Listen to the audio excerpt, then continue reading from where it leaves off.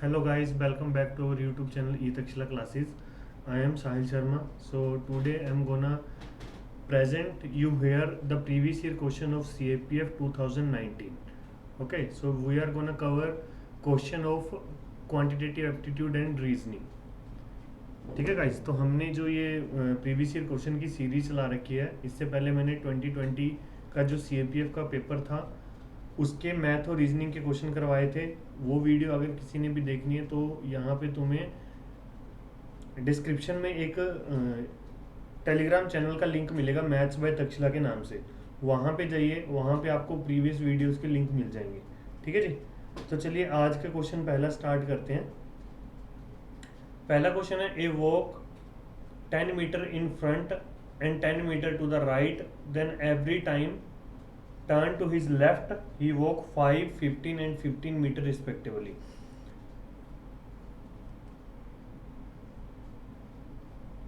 तो सपोज यहाँ पे कोई पर्सन खड़ा है, इस पॉइंट पे कोई पर्सन खड़ा है ए, तो वो पहले फ्रंट को गया 10 मीटर, ठीक है जी, then and 10 metre to the right, तो यहां से उसने राइट लिया 10 मीटर का।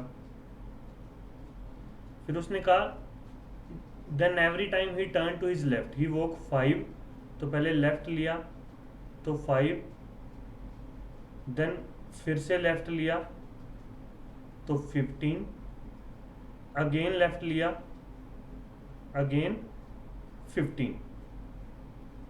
ठीक है जी, अब उसका क्वेश्चन है how far is he now from he starting point. तो यहां से वो कितनी दूर हुआ, 5 मीटर। ठीक है जी, अब जैसे कि यहाँ पे ना उसने मे भी कुछ लोगों के दिमाग में ये कंफ्यूजन आ सकती है कि भाई हमें कैसे पता कि वो ऊपर की तरफ ही जा रहा है। ठीक है ना, तो अगर हमें ऊपर की या नीचे की या लेफ्ट राइट कुछ भी नहीं पता ना, आई मीन टू से नॉर्थ ईस्ट वेस्ट साउथ कुछ भी नहीं पता, तो उसने हमें आंसर में भी नहीं पूछा। ठीक है ना, तो आप ए को किसी भी साइड मूव करवा सकते हैं, उसके अकॉर्डिंग उसको राइट टू लेफ्ट टर्न करवा सकते हैं। ठीक है जी, चलिए next question. If the first day of the year was Sunday then which was the last day of that year. तो इसके लिए ना मैं आपको एक छोटा सा हिंट दे देता हूँ। छोटा सा हिंट क्या, छोटी सी एक इंफॉर्मेशन जो याद रखना आप। अगर 1 जैन को हमारा यहां पे संडे है, ठीक है, और जो ये पूरा है ईयर है वो नॉन लीप ईयर है, नॉन लीप ईयर है, तो अगले साल 1 जैन को हमारा जो डे होगा वो होगा मंडे, मतलब कि एक दिन आगे होता है। ठीक है ना,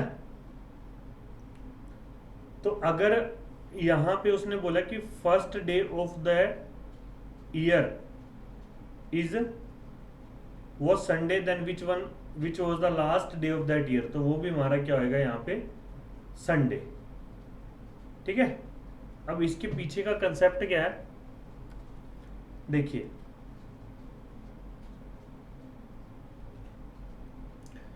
साल में कितने दिन होते हैं, 365। तो 365 को अगर मैं 7 से डिवाइड करता हूं, 365 को अगर मैं 7 से डिवाइड करता हूं तो मेरे पास यहां पे क्या आएगा,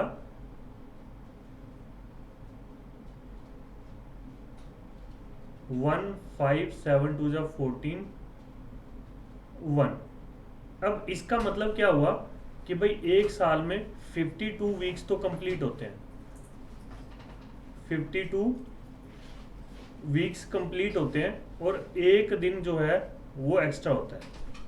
बात समझ आई, एक दिन जो है वो क्या होएगा, एक्स्ट्रा होएगा। अब यहां पे अगर वीक कंप्लीट हो रहा है, वीक कंप्लीट हो रहा है, तो उसका फर्स्ट डे अगर मान लो मंडे है, तो लास्ट डे उस वीक का क्या होएगा, संडे, यही होएगा ना। सिमिलरली यहां पे अगर जैसे इस क्वेश्चन में उसने बोला कि भाई जो हमारा फर्स्ट डे है वो संडे है, तो वीक का पहला दिन 1 तारीख को अगर मेरे पास यहाँ पे संडे है तो 7 तारीख को मेरे पास यहाँ पे क्या होगा, सैटरडे। ठीक है ना। तो जब नया वीक स्टार्ट होएगा तो उसका पहला दिन फिर से संडे हो जाएगा ना, न्यू वीक का पहला दिन फिर से संडे हो जाएगा। तो यहाँ पे एक चीज देखना, यहाँ पे 52 वीक्स कंप्लीट हो गए ना, ये 53rd वीक का फर्स्ट डे है, 53rd वीक का फर्स्ट डे है। तो 53rd वीक के फर्स्ट डे को भी वही डे होएगा जो फर्स्ट वीक के फर्स्ट डे को था। समझ आई बात। तो यहां से मेरा आंसर क्या आ जाएगा, संडे।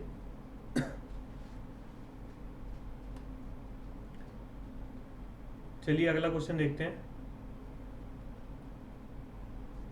अगला क्वेश्चन वो कह रहा है X square plus Y square is equal to 1, U square plus V square is equal to 1, X into U plus Y into V is equal to 0। अब यहां पे उसने मुझे इक्वेशंस कितनी दे रखी हैं, इक्वेशंस मेरे पास कितनी है, 3, नंबर ऑफ इक्वेशंस 3, और नंबर ऑफ वेरिएबल जो हैं वो कितने हैं, 4। तो यहां पे आपको याद क्या रखना है, if number of variable is greater then number of equations. ठीक है जी। तो जितने वेरिएबल ज्यादा होंगे ना, मतलब कि मेरे पास इक्वेशन 3 है, वेरिएबल कितने हैं, 4, वेरिएबल 4। तो यहां पे मेरे पास एक वेरिएबल एक्स्ट्रा है ना, ये एक वेरिएबल एक्स्ट्रा है,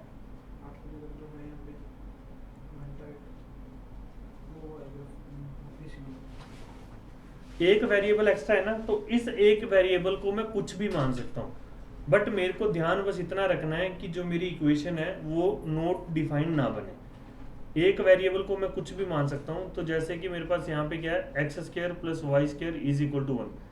सपोज करो मैं यहाँ पे वाई स्क्वायर को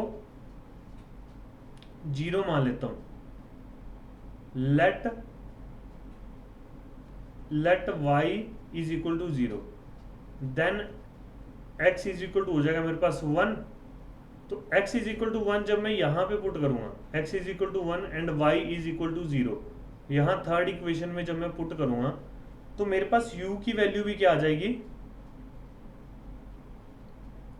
u की वैल्यू भी 0 आ जाएगी। मैंने y इज इक्वल टू 0 और x इज इक्वल टू 1 यहां पे पुट करा, तो u की वैल्यू मेरे पास क्या आ गई, 0। जब मैंने u की वैल्यू यहां पुट करी तो v की वैल्यू मेरे पास क्या आ गई, 1, v की वैल्यू मेरे पास क्या आ गई, 1। अब जो उसने मुझे इक्वेशंस दे रखी हैं, X square plus Y square is equal to 1, तो क्योंकि u तो 0 है, x मेरा 1 है, तो मतलब कि ये इक्वेशन मेरी ट्रू है। Similarly Y square plus V square is equal to 1, यहाँ पे y मेरा 0 है और v इज इक्वल टू 1 है, तो ये इक्वेशन भी मेरी क्या हो जाएगी, true. x into Y plus Y U into V, तो x मेरा 1, y मेरा 0, तो यहाँ पे भी ये 0 बन गया। y is equal to u is equal to 0, v is equal to 1, तो यहाँ पे भी मेरा क्या बन गया, 0। तो ये तीनों की तीनों इक्वेशन क्या है, सही है। तो यहाँ पे मेरा आंसर क्या आ जाएगा, C। ठीक है जी।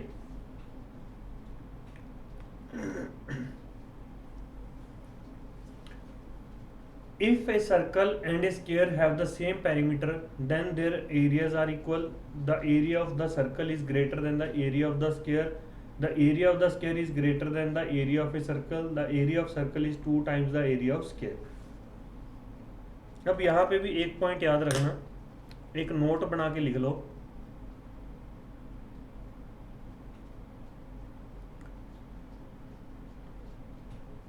If the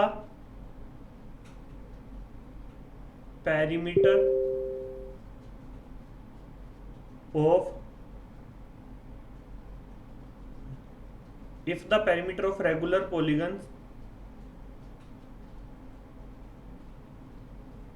are equal, ठीक है जी। रेगुलर पॉलीगन कौन से होते हैं? जिनकी साइडें और इंटरनल एंगल दोनों क्या होते हैं? बराबर होते हैं। तो अगर किन्हीं भी यहाँ पे वो कंपेयर करें ना किन्हीं रेगुलर पॉलीगन्स को और उन सबका पेरीमीटर सेम हो, देन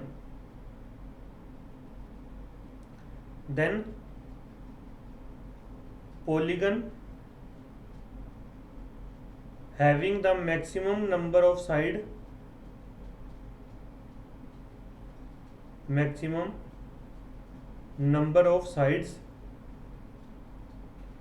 have maximum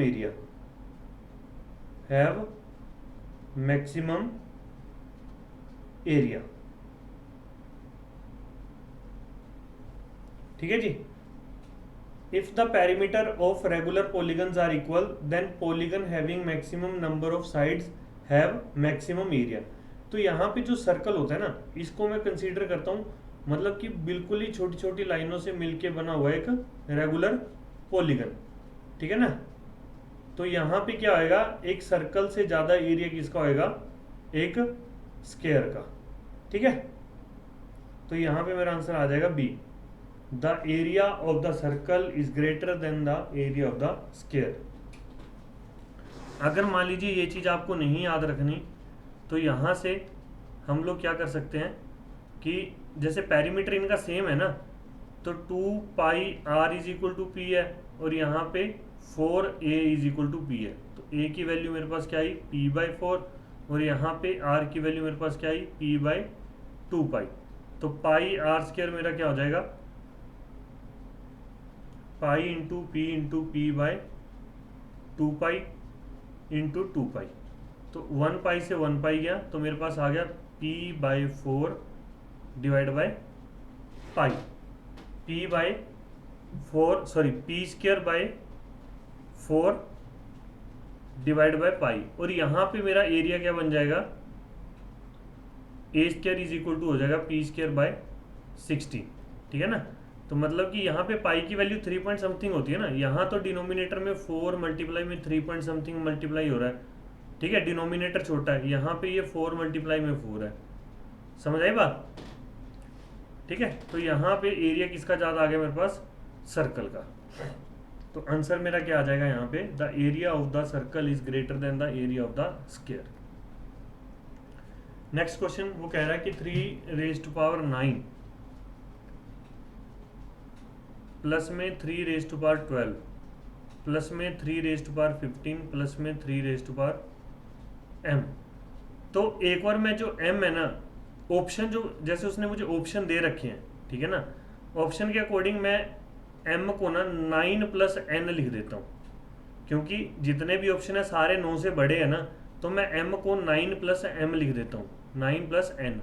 तो मतलब कि 3⁹ प्लस में 3⁻12 प्लस में 3⁻15 प्लस में 3⁻9 मल्टीप्लाई में 3 मल्टीप्लाई में क्या आ गया मेरे पास? 3⁻n, ठीक है। तो यहाँ से अगर मैं 3⁻9 कॉमन लेता हूँ तो मेरे पास आएगा 1 + 3⁻3 प्लस 3⁻6 प्लस 3⁻n। इनको मैं ओपन करूँगा 3⁻9 1 + 27 प्लस 529, ठीक है जी, प्लस में 3⁻n। तो 3⁻9 यहाँ पे मेरे पास ये बन गया 9 7 16 एंड 1 17, 1 कैरी 5 एंड 5, ठीक है जी।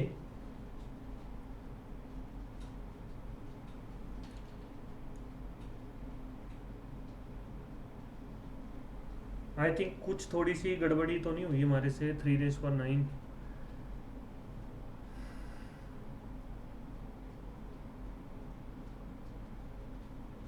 सॉरी, यहाँ पे ये आएगा मेरा 729।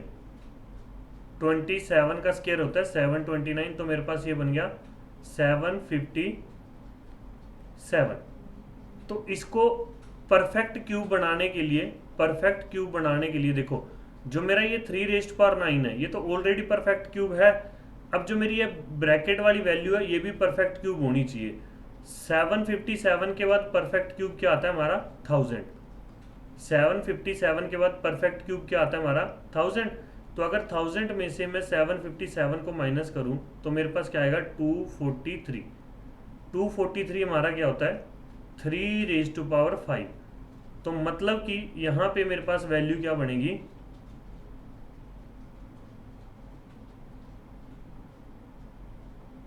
ये 757 प्लस में 3⁻n था ना, तो 3⁻n की जो वैल्यू है वो मेरी 243 बननी चाहिए। और अगर मैं इसको कंपेयर करूं 3⁻n को, n की वैल्यू मेरे पास क्या आई 5। तो m मैंने क्या मान रखा था 9 + 5, तो m की वैल्यू मेरे पास क्या आ गई 14।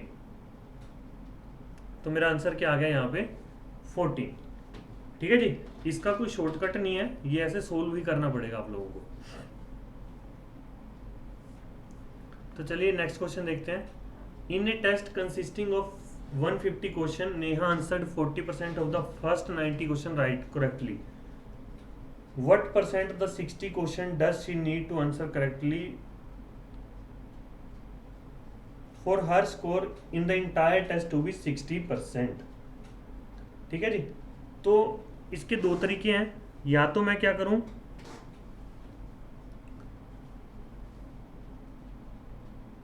इसको एलिगेशन से कर लेता हूं। एलिगेशन से मतलब कि यहाँ पे ये 40% है, यहाँ पे ये 60% है, और उसने बोला कि भाई 40% जो राइट क्वेश्चन है वो 90 है, और इधर ये कितने हैं 60। तो ये वाली वैल्यू मुझे निकालनी है। 90 और 60 का जो अगर मैं रेशियो चेक करूं तो ये 2:3 बनता है। 2:3 बनता है। तो यहाँ पे ये डिफरेंस जो आया वो आया 20%। मतलब कि 2 की वैल्यू 20 है तो 3 की वैल्यू 30 हो जाएगी। ठीक है, तो 30 + 60 यहाँ पे मेरे पास क्या आ गया 90%। ये तो हो गया एलिगेशन से। ठीक है, अब उसका क्वेश्चन अगर मैं इक्वेशंस इसको करवाना चाहूं, टोटल 150 क्वेश्चन है। 150 में से 90 क्वेश्चन जब उसने करे,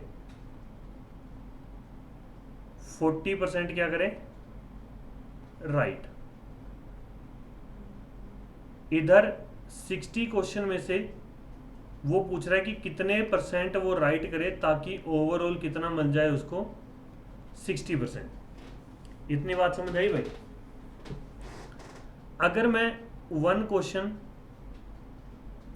1 मार्क्स का लेता हूं तो मेरे 60% कितने हो जाएंगे 150 इंटू में 60%, तो ये हो जाएंगे मेरे 90। मतलब कि 90 क्वेश्चन क्या है सही होने चाहिए। 90 क्वेश्चन क्या है सही होने चाहिए। तो यहाँ पे 40%, तो मतलब कि सही कितने हैं 90 का 40% क्या हो जाएगा मेरे पास 36 सही है ना। तो पीछे बच गए 54। मतलब कि 60 में से अब मेरे को 54 क्वेश्चन राइट चाहिए। अगर 54 क्वेश्चन राइट चाहिए तो कितने % हो जाएंगे ये 54 डिवाइड बाई 60 मल्टीप्लाई में 100। तो 10 से 10 गई, ये आ गया 9, यहाँ पे ये 0 बची हुई है, तो यहाँ पे मेरा आंसर क्या बन जाएगा 90%। आंसर मेरा यहाँ पे क्या आ गया 90%। देखो जी, थोड़ा सा अगर ये कॉम्प्लिकेटेड लगा आपको, मैं एक बार फिर से एक्सप्लेन कर देता हूँ।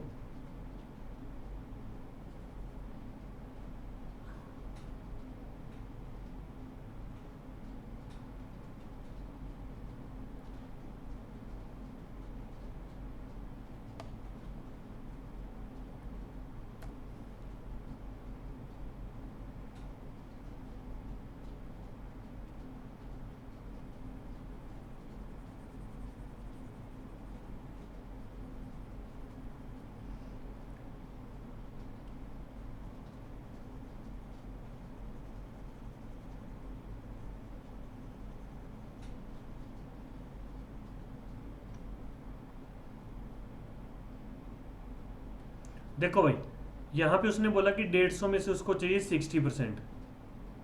तो 150 का 60% कितना हो गया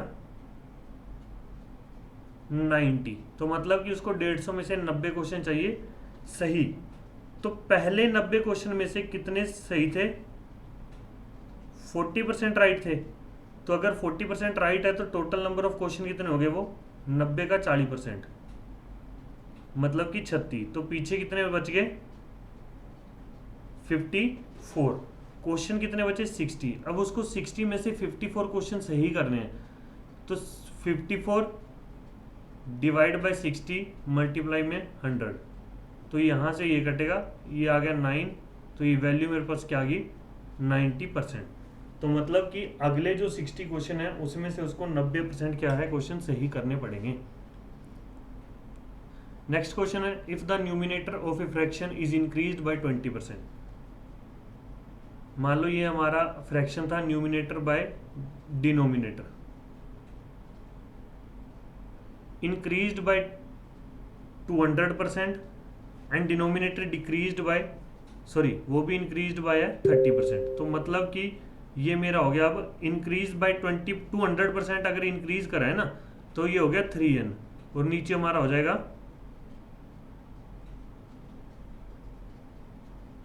4d। The resultant fraction is what was the, यहाँ पे गाइज कुछ मिसिंग है, लेट मी चेक।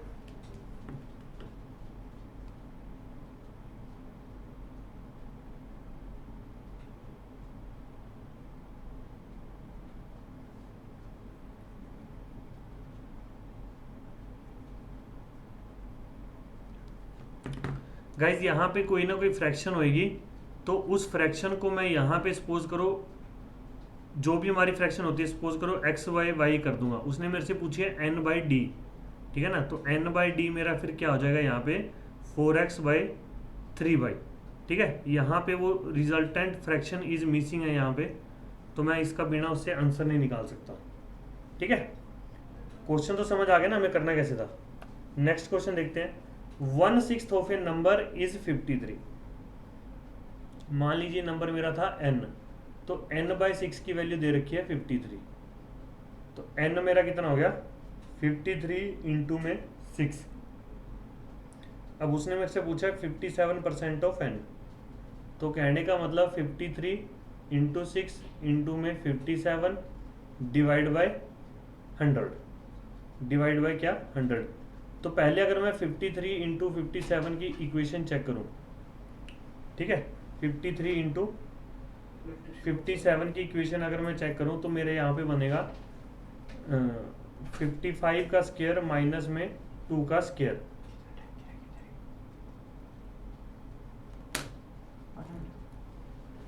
तो ये मेरा बन जाएगा 3025 माइनस 4, जो कि बन गया मेरा 3021। तो यहाँ पे आ गया 3021 मल्टीप्लाई में 6 डिवाइड बाय 100। तो 6 12 181.6। तो मेरा आंसर यहाँ पे क्या आ जाएगा? 181.6। तो आंसर क्या आ गया? सी। अगला क्वेश्चन है, in this item 4 words have been given, out of which 3 are like in same manner and the fourth one is different. Choose the odd one out. तो यहाँ पे हमारे जो 4 ऑप्शन है, पहला ऑप्शन है फ्रेंडशिप, दूसरा इंटीमेसी, तीसरा अटैचमेंट। ये तीनों के तीनों जो वर्ड है वो हमारे एक पॉजिटिव वर्ड की तरफ इशारा करते हैं। क्या है ये? Positive word. और जो ये एनिमिटी है ये हमारा है नेगेटिव वर्ड, मतलब कि kind of jealousy in enemy, ठीक है ना, ये हमारा है नेगेटिव वर्ड। तो यहां से ओड वन आउट हमारा क्या आ जाएगा? एनिमिटी। नेक्स्ट क्वेश्चन देखते हैं। In a certain language gamble is coded as FBLCKF। तो यहाँ पे लिख लेते हैं GAMBLE, कोडेड एज FBLCKF।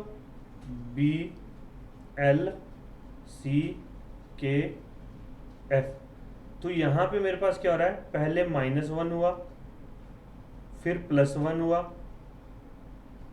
फिर से -1 हुआ, फिर से +1 हुआ, फिर से -1, देन फिर से +1। तो मेरे को अगले क्वेश्चन के लिए अगला जो कोड दे रखा है उसके लिए भी यही करना है, FLOWER। तो पहले एक माइनस होएगा, तो यहाँ पे मेरे पास आ जाएगा E, देन एक प्लस होएगा, फिर आ जाएगा M, देन फिर से माइनस होएगा तो आ जाएगा N, अगेन प्लस होगा तो आ जाएगा X, माइनस होगा फिर से D, प्लस होगा तो फिर से क्या आ जाएगा मेरे पास यहाँ पे S। तो EMNXBS, EMNXDS, सॉरी यहाँ पे B नहीं D है ये।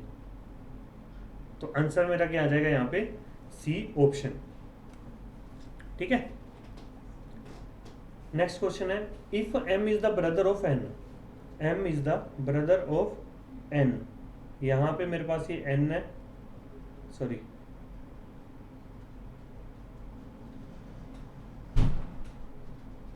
देखो जी, जिस भी लेटर के ऊपर मैं प्लस का सिंबल लगाऊंगा, ठीक है ना, ये डिनोट करेगा मेल को, माइनस का सिंबल लगाऊंगा ये डिनोट करेगा फीमेल को। अगर कहीं दो बंदों के बीच में मैं दो लाइनें लगाता हूं, ये डिनोट करेगा मैरिज को कि भाई वो लोग हस्बैंड वाइफ हैं। ठीक है, अगर सिंगल लाइन है तो मतलब कि कोई भी नॉर्मल रिलेशन हो सकता है।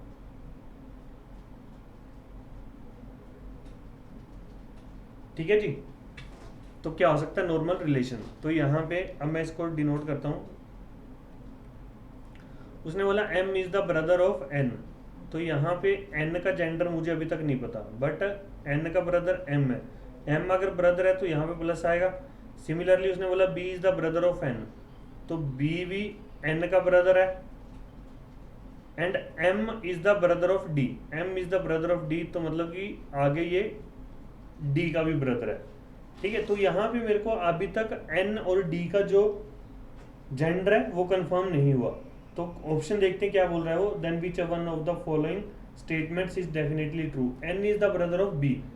N का मुझे जेंडर नहीं पता, तो मतलब कि स्टेटमेंट अभी तक मेरे लिए ट्रू नहीं है। N is the brother of M, same N का मुझे जेंडर नहीं पता तो ये भी गलत। N is the brother of D, N का जेंडर मुझे नहीं पता तो ये भी गलत। M is the brother of B, M is the brother of B, तो ये स्टेटमेंट मेरी क्या है, सही। तो आंसर मेरा क्या आ जाएगा यहाँ पे D।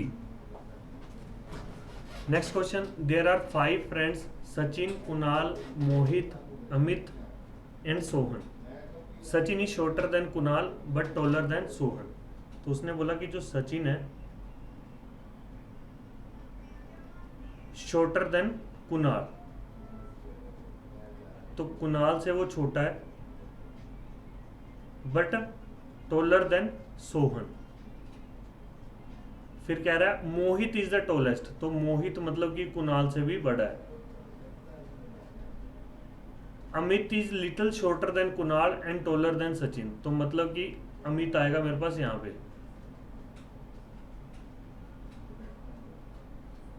तो अगर मैं इसको साफ साफ लिखूं तो मोहित सबसे बड़ा, उससे छोटा कुणाल, उससे छोटा अमित, देन सचिन, देन सोहन। अब उसका क्वेश्चन है, if they stand in order of increasing height, increasing height who will be the third. तो थर्ड तो चाहे आगे से ले चाहे पीछे से देखें, आना क्या है, अमित ही आना है। तो यहाँ पे आंसर मेरा क्या आएगा, अमित। ठीक है जी, ये बहुत इजी क्वेश्चन था ये तो। नेक्स्ट क्वेश्चन देखते हैं, consider the following figure, find out the missing number from the among the following. बहुत सिंपल लॉजिक, यहाँ पे 1 है, यहाँ पे 2 है, इन दोनों को मिला के बन गया 12।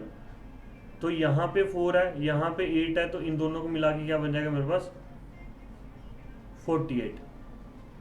अगर फिर भी कोई दूसरा तरीका देखना है, तो जैसे कि मैंने 1 को 4 से मल्टीप्लाई करा, 2 को भी 4 से मल्टीप्लाई करा, तो 12 को जब मैं 4 से मल्टीप्लाई करूंगा तो मेरे पास क्या आएगा 48। तो दोनों ही तरीके से आंसर मेरा क्या आ रहा है 48। अब यहाँ पे नंबर सीरीज का क्वेश्चन है, 1, 9, 17, 33, 49, 73 एंड डैश। तो यहाँ पे मैं डिफरेंस चेक करता हूँ, +8, यहाँ पे +8, यहाँ पे +16, फर्दर +16, फिर आगे मेरे पास आ गया 24, तो मतलब कि यहाँ पे भी आगे कितना आएगा 24। तो मेरा आंसर क्या आ जाएगा यहाँ पे 97। 73 + 24 मेरा आंसर क्या आ गया यहाँ पे 97। Move to the next question. 2 4 = 14, 3 4 6। तो यहाँ पे लॉजिक देखिए क्या बन रहा है, 2 4 = 14। तो यहाँ पे लॉजिक ये बन रहा है 2 मल्टीप्लाई में 4 - 3 मल्टीप्लाई में 4 + 3। तो मेरा यहाँ पे आंसर क्या आया 14। सिमिलरली 3 मल्टीप्लाई में 6 - 4 एंड 6 + 4। तो मेरा आंसर यहाँ पे क्या बन जाएगा 60। सिमिलरली यहाँ पे 4 × 7 - 5 × 7 + 5। तो यहाँ पे मेरा आंसर क्या आ जाएगा 4 × में 2 मल्टीप्लाई में 12। तो आंसर आ गया मेरा 96। तो यहाँ पे आंसर क्या हो गया 96।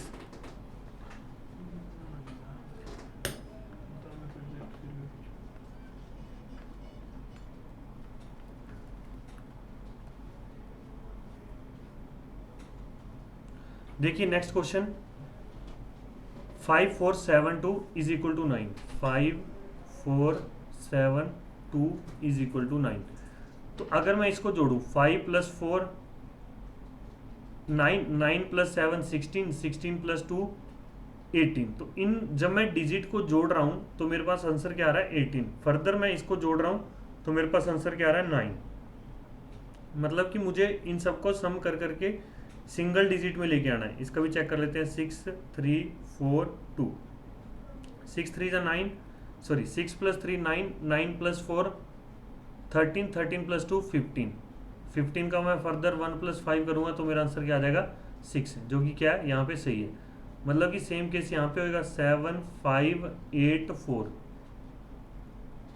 7 + 5 12, 12 + 8 20, 20 + 4 यहाँ पे ये क्या है +4। तो आ गया 24। 2 + 4 को मैं फर्दर ऐड करूंगा तो मेरा आंसर आएगा 6। तो यहाँ पे जो मेरा क्वेश्चन उसने दिया हुआ है 9 2 3 6, इसको ऐड करते हैं 9 2 3 6। तो 9 2 11, 11 3 14, 14 और 6 20। 20 को फर्दर ऐड करूंगा 2 + 0 मेरा क्या आ जाएगा 2। तो आंसर यहाँ पे क्या बन गया 2। आंसर मेरा क्या आ गया यहाँ पे 2।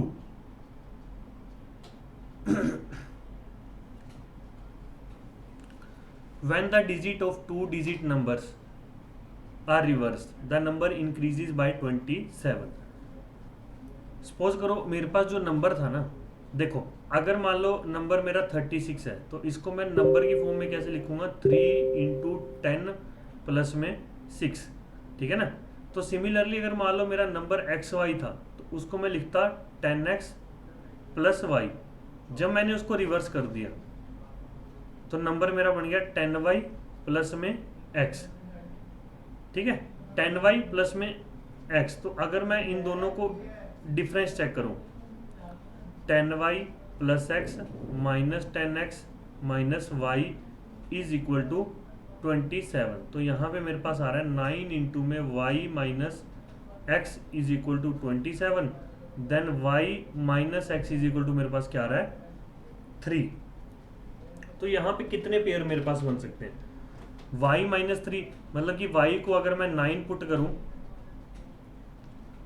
y को अगर मैं 9 पुट करूं तो x मेरा कितना आ जाएगा 6। एक पेयर ये हो गया। अगर मैं y को 8 पुट करूं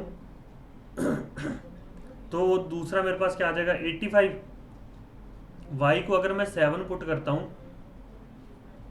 y को अगर मैं 7 पुट करता हूं तो मेरे पास आ जाएगा 74। फिर मैं y को अगर 6 पुट करता हूं तो ये तो फिर से रिपीट होने लग गया। ठीक है ना। तो मतलब कि इन तीनों का जो सम होएगा वो मेरा क्या आ जाएगा, आंसर। तो यहाँ पे 96 प्लस 85 प्लस 17 ये मेरा हो जाएगा 240 प्लस में 15, 6 5 11 4, सॉरी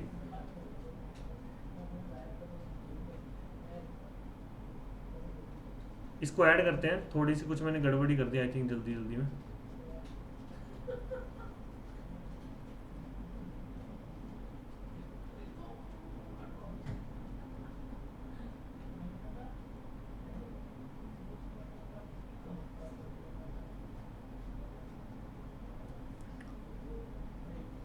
अगर मैं 9 पुट करूंगा तो x की वैल्यू आएगी 3, 8 पुट करूंगा तो 5, 7 पुट करूंगा तो 4।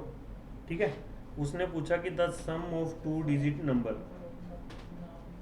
नंबर्स इज,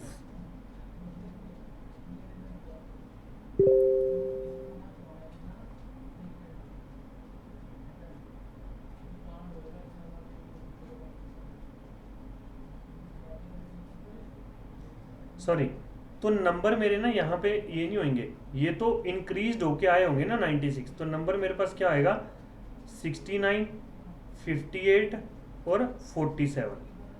क्योंकि 47 में जब मैं 27 ऐड करूंगा तब ये बनेगा, इसमें 27 ऐड करूंगा तब ये बनेगा, और इसमें 27 ऐड करूंगा तब ये बनेगा। तो अब इसको ऐड करते हैं।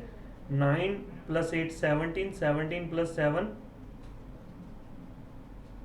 14, 14 का 4 1 कैरी, तो 7 5 12 4 16। यहाँ पे गाइज मेरे को लग रहा है कुछ ऑप्शन मैंने गलत लिख दिए हैं, ऑप्शंस आई थिंक मैंने गलत लिख दिए हैं यहाँ पे। ठीक है। तो आंसर मेरा 164 ही आएगा।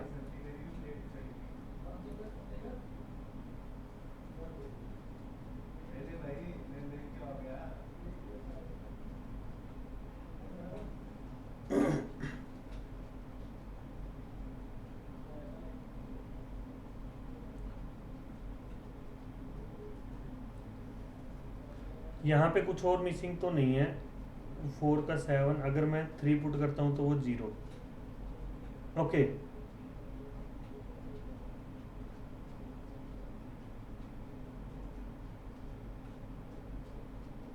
तो 3 2 डिजिट नंबर नहीं है, तो आंसर मेरा आना चाहिए 164।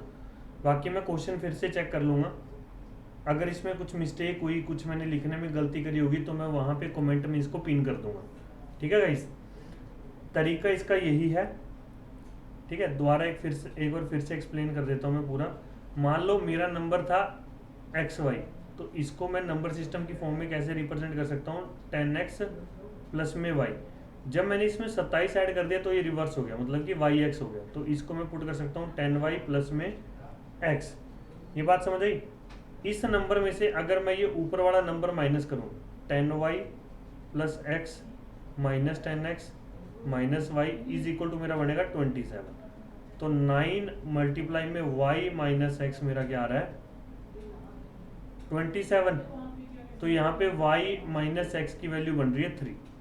तो y को अगर मैं यहाँ पे 9 पुट करता हूँ, y को अगर मैं 9 पुट करता हूँ तो x मेरा आएगा 6। अगर मैं y को 8 पुट करता हूँ तो x मेरा आएगा 5। एंड अगर मैं y को 7 पुट करता हूँ तो x मेरा आएगा 4। ठीक है जी। अगर मैं y को 6 पुट करता हूँ तो x मेरा आएगा 3। ठीक है, ये पीछे हमने नंबर ये मिस कर दिए। अगर मैं y को 6 पुट करता हूँ तो x मेरा आएगा 3, और अगर मैं y को 5 पुट करता हूँ तो x मेरा आएगा 2। ठीक है जी। और y को अगर मैं 4 पुट करता हूँ तो x मेरा आएगा 1। तो मेरे पास ये 5 से 6 नंबर बन रहे हैं। ठीक है, अगर मैं y को 0 पुट करूंगा, सॉरी 3 पुट करूंगा तो x मेरा 0 आ जाएगा। तो ये मेरा 2 डिजिट नंबर नहीं बचेगा, 2 डिजिट नंबर नहीं बचेगा। तो यहाँ पे मेरे पास नंबर कौन कौन से बन गए, 69, 85, सॉरी 85 नहीं 58,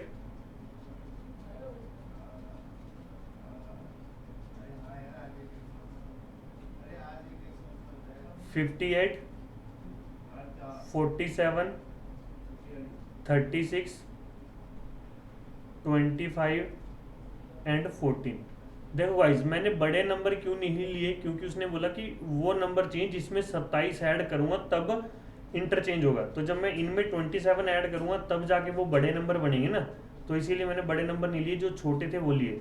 तो इनको ऐड कर देते हैं, 9 8 17, 17 7 14, 14 6 20, 25 29। तो यहाँ पे आया 9 2 कैरी, 6 2 8, 8 5 13, 13 4 17, 17 3 20, 20 और 3 8 5 13, 13 4 17 3 20, 20 और 3 23।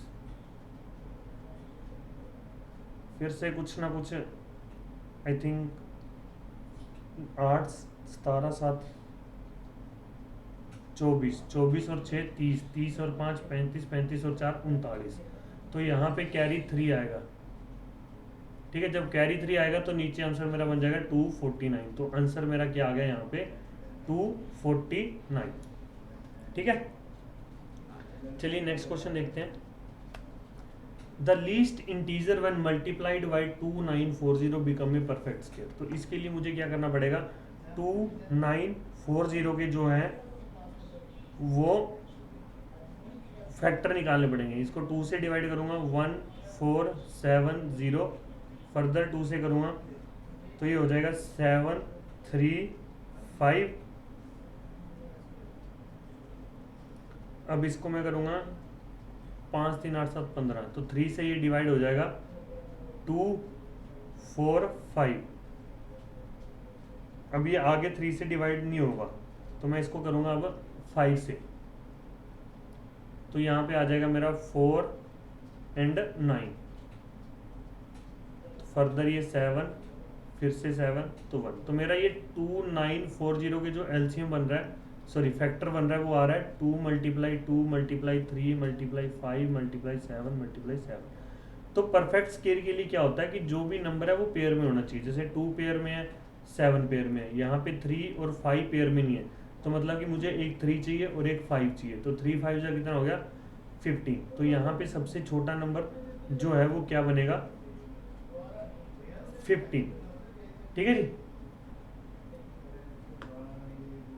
परफेक्ट स्केयर के लिए क्या है, जो भी मेरे यहाँ पे फैक्टर बन रहे हैं वो पेयर की फॉर्म में होनी चाहिए। यहाँ पे 3 पेयर नहीं है, ना ही 5 पेयर है, तो इनका पेयर बनाने के लिए 3 से मल्टीप्लाई करना पड़ेगा 5 से। तो 3 5 जा क्या हो गया मेरा 15।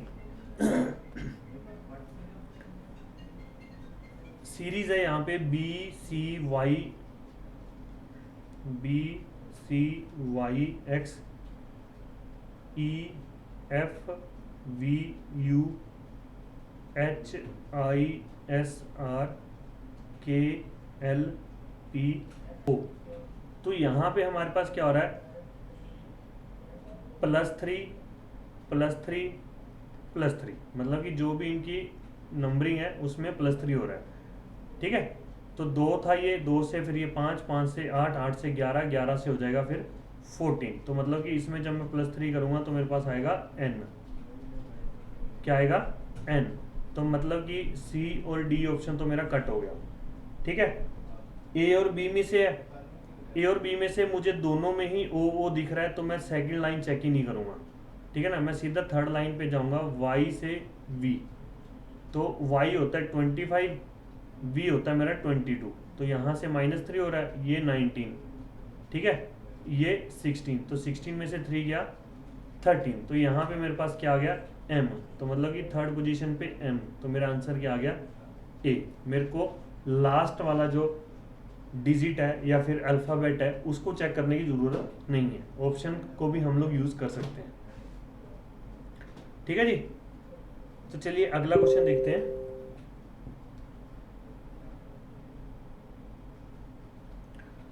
वो ये कह रहा है कि 2700 रुपये पे बेचने पे उसको होता है लॉस 10% का।